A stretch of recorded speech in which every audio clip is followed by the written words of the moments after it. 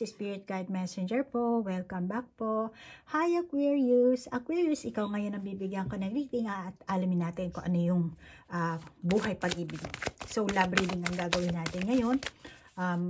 Siguro alamin natin kung sino yung makikilala mong kung wala ka pang karelasyon at kung sino magiging susunod na makakarelasyon mo, kung anong sitwasyon ang meron kayo. And paano kayo magtatagpo, anong magiging outcome nyo. Yan ang aalamin natin sa ating barahan ngayon, Aquarius, dahil yan ang request nyo, no? At pasensya na Aquarius ha, medyo na-delay ang ating pag-upload ng video dahil sa sobrang busy.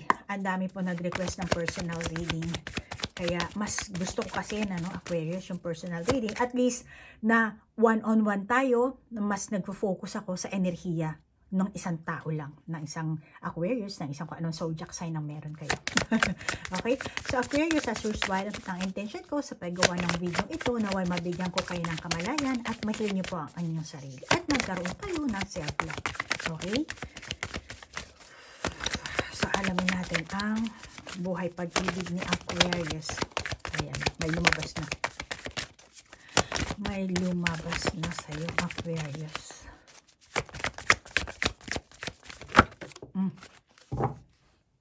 Okay. Meron tayong tatlong baraha. Ace of oh, ang ganda ng baraha mo dito Sino ang makakilala mo sa susunod, makakarelasyon mo? Pero, ang sitwasyon mo,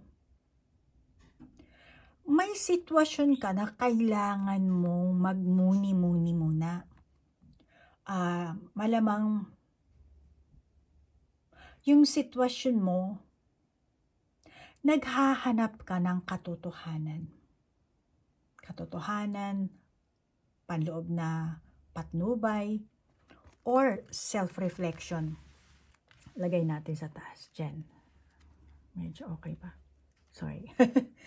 Ngayon, masasabi ko dito, maring hindi lahat sa inyo, pero yung iba, malamang na hindi ka, hindi ka nag-i-stay sa isang lugar lang. Galaera ka siguro, or palagi kang panay siguro ang gala mo, panay ang gimmick mo, palagi kang wala sa bahay, dahil kung titingnan mo naman itong baraha mo, kung palagi siyang nakaporma, maayos, maganda ang dating, So masasabi ko na, palagi ka sigurong wala sa bahay. Palagi kang gumigimik, gumagawa ng kung ano, lakwatsa dito, lakwatsa doon.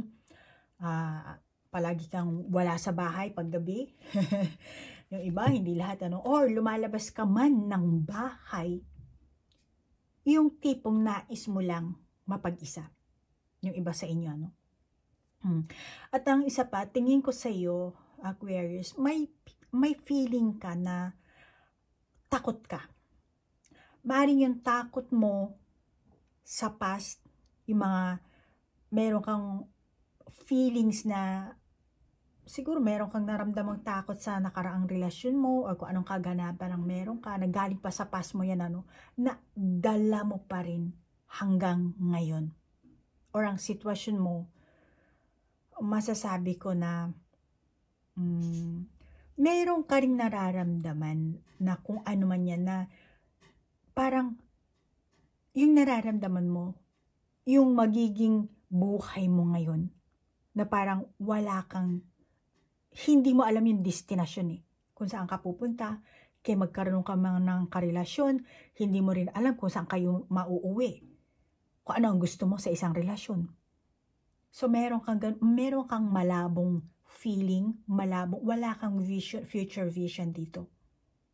Wala ka ng destinasyon, parang para sa iyo, continuous lang yung everyday life mo, parang wala ginagawa mo lang yung buhay mo, kumbaga parang nabubuhay ka lang kasi kailangan, parang eto na ang buhay ko, parang ganun ka lang. So malamang yung iba sa inyo boring, kaya, pero yung iba boring, kaya, pero yung iba naman sa inyo boring, kaya naman naglalakwatsa. Ano? Maaari yung iba sa inyo nagmumukmok, pero yung iba naman more on naglalamierda. Pero hindi alam kung anong destinasyon, kung anong gustong hindi naglalamierda para makahanap ng karelasyon or para makahanap ng kung ano ba. Basta parang talagang pastime talaga, ano? Maano lang, maalis lang yung lungkot, yung ganun.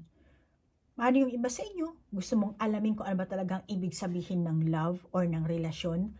Kaya mas gusto mong makihalubilo sa mga tao para merong mga impormasyon kang mapulot, makita. Kaya malamang eto yung panahon mo na meron kang curiosity pagdating talaga sa love. Paano ba talaga magkaroon ng relasyon? Paano ba talagang magmahal? Paano ba talaga yung taong mamahalin ka? Or ikaw ang magmamahal? So malamang naandyan ka sa ganyang klaseng stages. Paano ba ako mamahalin ng tao? Paano ba ako magkakaroon ng karelasyon na yung talagang magmamahalan kami? Or baka yung iba sa inyo, more on deep pa, naghahanap talaga kayo ng true love or ng soulmate o kung sino man hinahanap nyo. So, meron kang ganong klaseng kaganapan na masasabi ko. Ano? Maring, para sa'yo, ang dating ng pag-ibig, medyo may pagka, namimisteryoso na, very mysterious sa'yo, para sa'yo ang pag-ibig. Mali yung Tagalog ko, I'm sorry. So, pasensya na ha. Medyo nabubulol eh. So, malamang na nangangailangan ka talaga ng tunay na pruweba or nais mong kilalanin talaga yung sarili mo. Malamang meron kang ganong klaseng stages dito, Or siguro yan ang kasalukuyan mong sitwasyon, Kuha lang ako ng additional na baraha. 3 yung nakuha ko. Goddess of the Moon. And then, caring connection, door to value. Okay. Door to value.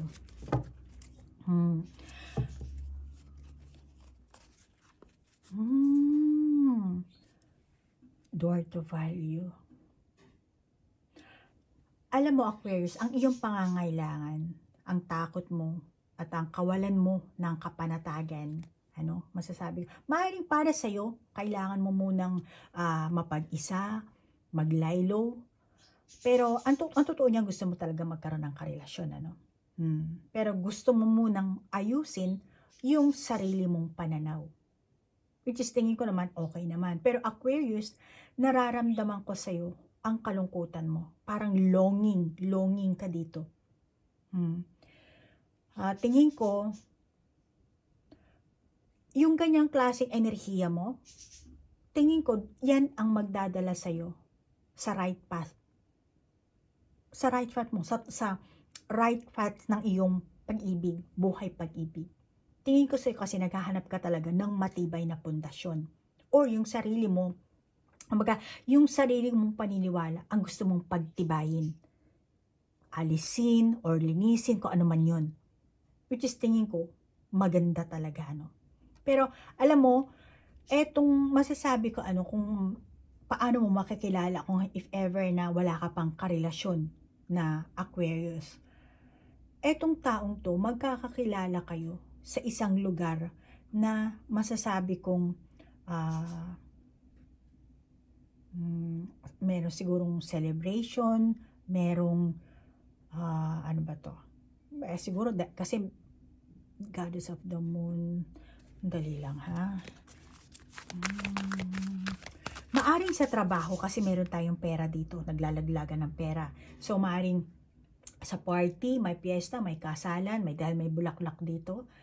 So meron kayong pinuntahang pareho na merong celebration, or baka yung iba sa inyo school, o kaya sa trabaho, meron kang project, business, or by the time na meron kang bagong business na gustong pasukin, tingin ko yan ang time na magtatagpo kayo, magkakakilala kayo, kahit hindi man kayo mag-usap, magkakasalisi kayo ng landas.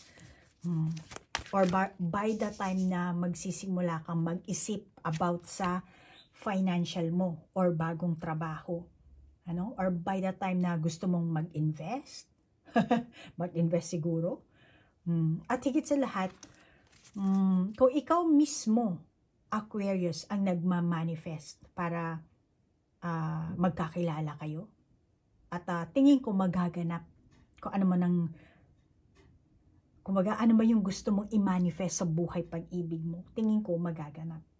So meaning, ikaw ang Aquarius na meron kang speaking tongue. Hindi lahat yung iba.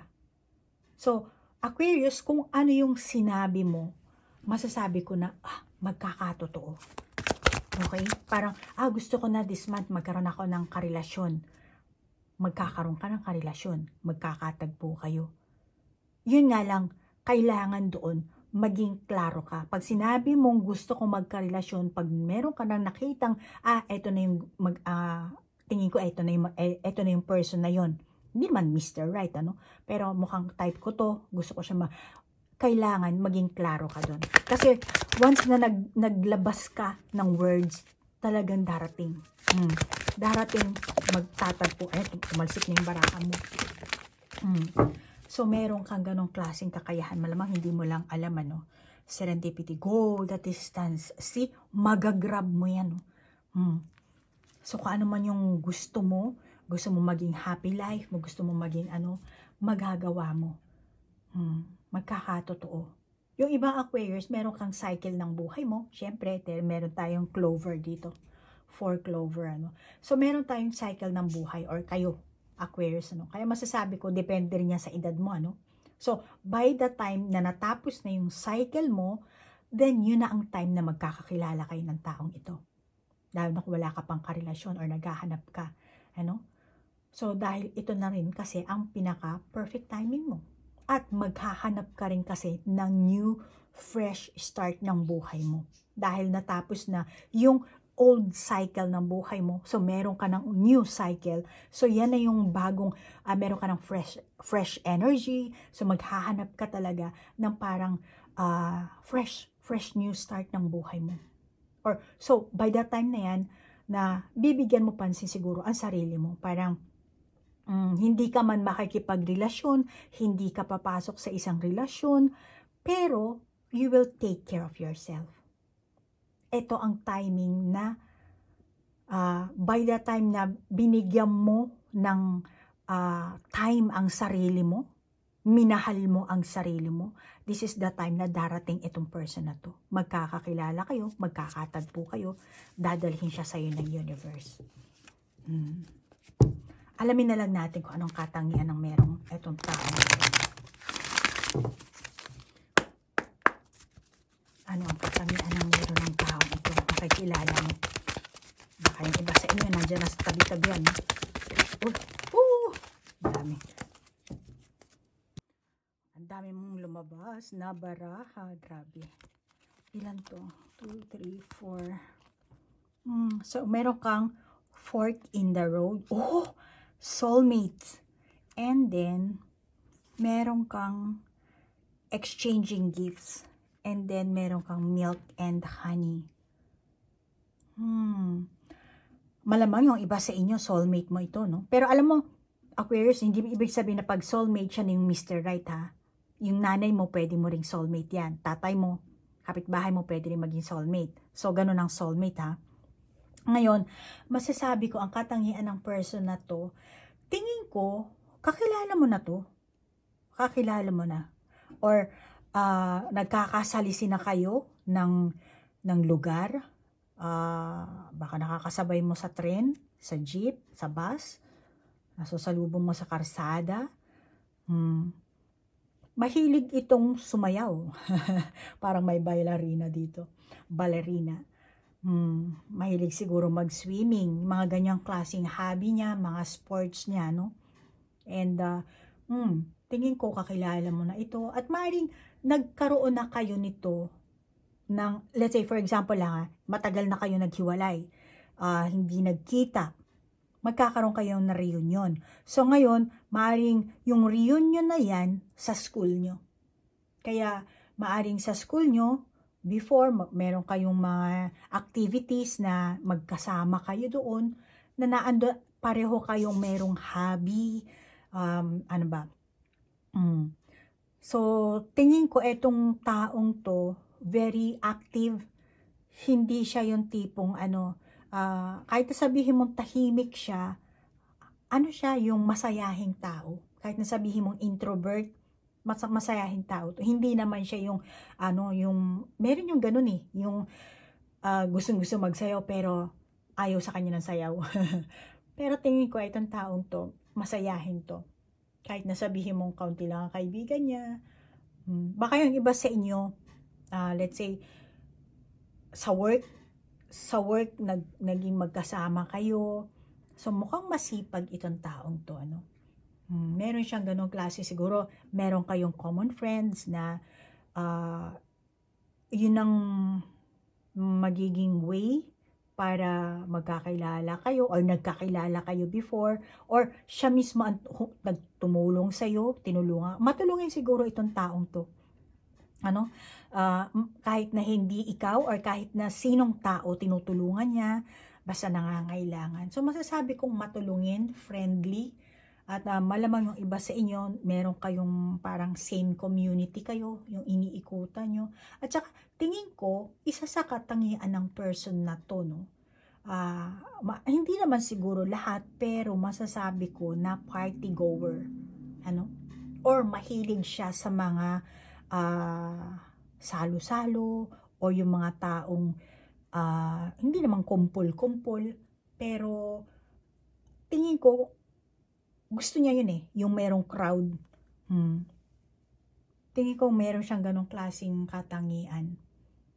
Kung saan may pagtitipon-tipon, naandun siya, or maaring isa siyang parang business-minded na tao. Kaya tingin ko maraming tao rin sa kanya ang mga nakapaligid, maraming tao rin ang tumitingin sa kanya na hindi ko alam kung sino to, itong person mong to, meron siyang abilidad, meron siyang kakayahan, or tingin ko siya more kasi marami ako nakakita ditong tao na tumitingin sa kanya, or baka public figure siguro itong person na to, humaharap sa maraming tao. Masasabi ko baka isang politician, trabaho niya, or public servant, and masasabi ko rin na mapagmahal din. Isa na yan sa katangian ng taong to. Mapagmahal siya, and maaring fashionable itong taong to, maayos sa sarili, neat sa pangatawan, kahit na sabihin mong luma yung mga damit niya, hindi naman branded, pero neat siya sa katawan niya, at maganda siyang magdala ng pananamit, kahit sabihin mong made in Baclaran, made in kung ukay-ukay, naandun yung yung kasi hindi naman damit ang dito sa kanya yung mismong aura niya ang may magandang dating, kaya kahit na yung mga damit niya is baduy para sa ibang tao, naandun kasi yung magandang aura niya. Kaya masasabi kong ganyan ang isang katangian. At saka yung mga item na dala niya siguro, yung bag, sapatos, kahit na sabihin mong nililinis niya, kahit sabihin mong luma na, malinis, parang hindi niya gusto magsuot ng yung, halimbawa pagka once na sinuot niya yung sapatos tapos umulan, gusto niya lalaban agad yun, para pag sa next na susuotin niya, maputi, malinis. Yung meron siyang ganun. Very neat nga ang pag-uugali nito yung masasabi ko. At saka, tingin ko may kaya sa buhay ito. Hindi siya yung kasi meron tayong milk and honey na baraha. So, may kaya, hindi siya, ang tawag dito, hikahot sa pera. Or maaring masasabi kong, dahil nga business-minded, maaring magaling humawak sa pera.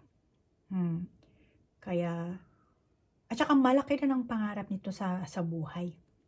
Yung makaahon, tingnan mo yung elepante, gusto nang umahon sa milk and honey. So, yun ang nakakita ko, gusto niyang, hindi ko naman sinasabing mahirap ito, or siguro nasa medium lang nasa middle class, or merong in between ng middle class at lower class yung buhay niya. Pero magaling siyang humawak ng pera, At gusto niya pang mas gumanda ang buhay niya, pamilya niya, at saka mukhang mapagmahal itong taong to, no? Mahilig siguro ito sa bulaklak, mahilig, kung anong sports ang meron siyang kinahihiligan, hobby, or kung hindi naman, mahilig siyang mag-DIY. Gumawa ng kung ano-ano sa bahay, mag-decorate, mag-ayos-ayos. Masipag itong taong to. Kapag walang pasok sa school or sa trabaho, siya yung tipong may ginagawa sa bahay. Or meron man, let's say, puro laptop lang ang ginagamit niya, still meron pa rin siyang, hindi lang siya basta-basta nag-spend ng time na para masayang yung panunood niya sa laptop or sa internet. Meron siyang educational, yung kumbaga yung mga pinapanood niya. Kaya tingin ko, katangian ng taong ito, hindi siya nagsasayang talaga ng oras sa mga nonsense. Meron siyang ganong klaseng matino ang pag-iisip ng taong ito. Meron siyang, kung lalaki siya, mahilig siguro siya magkaliko-kaliko, hindi naman siya mekaniko, pero mahilig siya magpupukpok, parang panday. So, ganun ang katangian na nakakita ko sa person na to. So ngayon, alamin na lang natin kung ano magiging outcome nyo pagkatapos nyo magkakilala, magkatagpo, or paano kayo, or saan mauuwi ang inyong koneksyon. Alamin natin, tanungin natin sa ating baraha ngayon dito.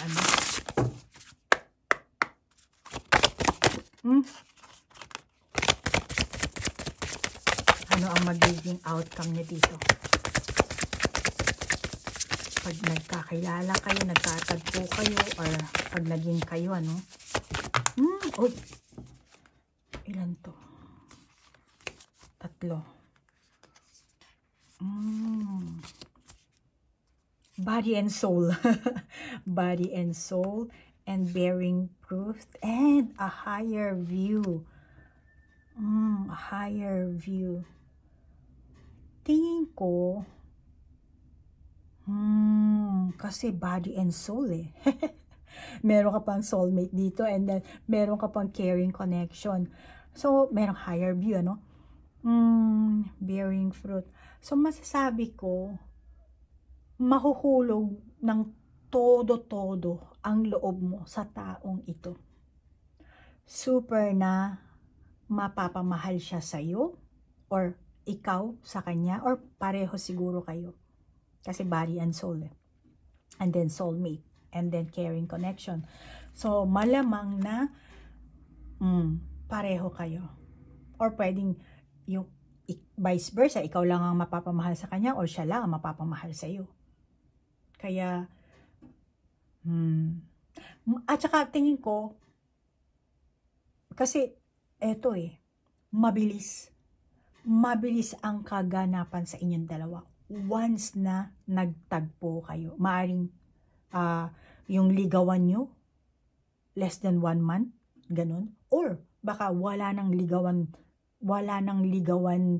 stage, parang nagkaroon na kayo ng mutual understanding, tapos parang kayo na agad yung ganun, mabilis So masasabi ko, bugso ng damdamin nyo, talagang hindi nyo na mapigilan dahil sobrang lumaki na yung feelings na nararamdaman nyo sa isa't isa. Kaya, talagang mapapamahal. Dahil, mayroong exchange gift dito, Siguro yung iba sa inyo, dati na rin kayong magkakilala. Tapos, ayan, siguro pinagtagpo kayo dito. And then, kung dati, kumbaga naudlot, kung anong kadahilanan, hindi natupad, hindi nangyari. Ngayon, magkakaroon kayo ng reunion dito, magkakatagpo ulit kayo. Doon, mabubuhay ulit yung feelings na nararamdaman nyo before. Tapos, walang nangyari. Kaya nga, malamang yung iba sa inyo, wala nang ligawan stage. Parang automatic na alam na ng inyong soul. Kaya, yung soul nyo alam na, kaya yung katawan nyo, hindi na mapigilan. Dire-diretso na. Kasi yung soul nyo na ang gumagana dito. Sumusunod na lang yung katawan nyo. Alam na ng soul nyo rito kung gaano kaimportante itong taong to sa'yo, at kung gaano ka rin kaimportante sa kanya.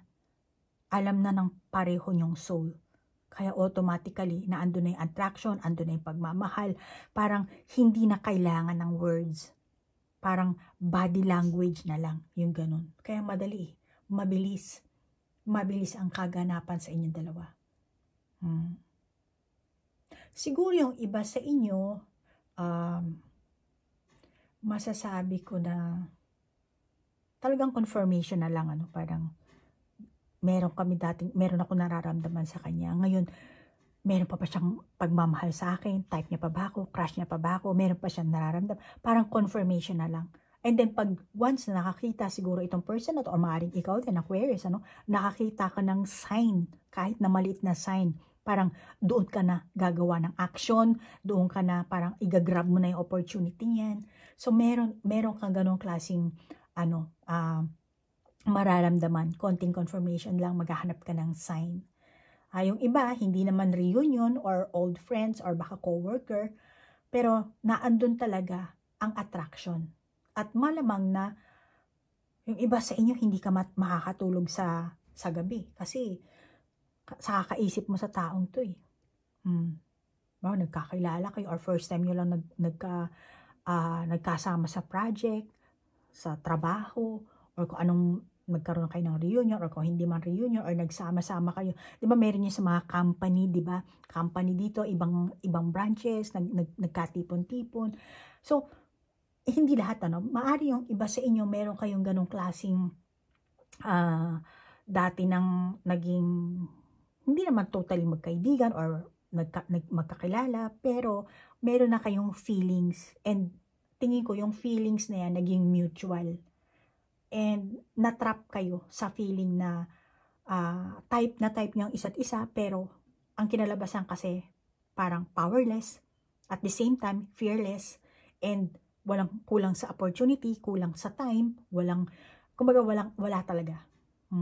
Kaya by that time na magkikita ulit kayo, magtatagpo kayo, tingin ko mas ipapakita mo yung, or siya mismo rin, itong person na to, or pareho kayo, na mas ipapakita niyo yung true feelings nyo, or yung true, yung bilang kayo, yung ganun, wala nang taguan ng feelings, pwede nang lumandi, mag-flirt, or magpakita ng motibo, or ng intention ba, or magpakita na, gusto ko yung kausap, yung ganun ba.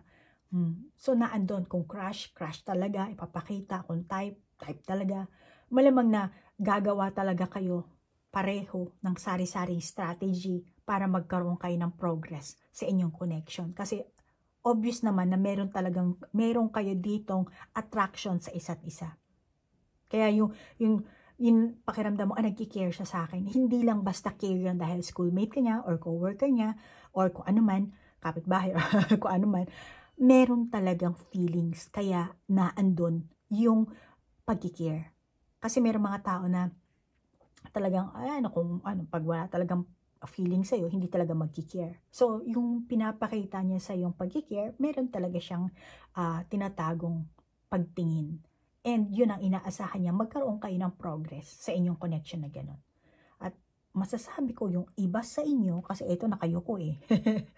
Kaya masasabi ko yung love is blind kasi So, kung yung iba sa inyo, sabi ko kanina, na naghahanap ka ng sagot, or yung iba sa inyo, Aquarius, na nag-self-reflect ka, tingin ko, makakalimutan mo yun. Kung naghahanap ka ng parang self-reflection ka, kung gusto mo makasigurado kung gano'n, tingin ko makakalimutan mo na yung gano'ng klaseng, ang tawag dito, yung ganong klaseng enerhiya mo, or ganong klaseng, kung anong klaseng pagmumuni-muni ang meron ka dito, So, kung ano man ang mga bagay na hinahanap mo, or naghahanap ka ng kasagutan, makakalimutan mo na yan. Kasi, more on magfo-focus ka dito, sa ganitong kaganapan. At ayaw mo rin siguro ng gray zone, Gusto mo kung left, kung right, kung diretso. Ayaw mo ng gray zone, black and white. Tingin ko yan, more on na maghahanap ka talaga ng clarity, ng label, at the same time, ayaw mo rin na mahihirapan ka. Yung damdamin mo. Hindi mo na kasi madedenay ang feelings mo para sa person na ito. At ganun din siya sa'yo. Kaya malamang bottom line, maghahanap kayo pareho ng clarity. Maring diretsahan kayong magsasabi or hindi man mailabas sa bibig, sa kilos gagawin. So, yan ang nakikita ko. Okay, Aquarius? So, kung sa tingin mo na mukhang eto, merong posibilidad na mangyari ito sa akin, then take it. Kung hindi naman, just leave it. Kung gusto mo naman na basahin talaga natin yung sarili mong energy, kung anong parating sa'yo, kung anong, kung meron ka bang person na, or crush, mag-request ka lang ng personal reading para makapag-focus tayo sa iyong enerhiya at dun sa enerhiya ng person mo. Pero kailangan ko ng birth date nyong pareho. Okay? So, Aquarius, hanggang dito na lang po ang ating reading. At maraming salamat sa oras na inilaan nyo. Namaste po. Bye-bye.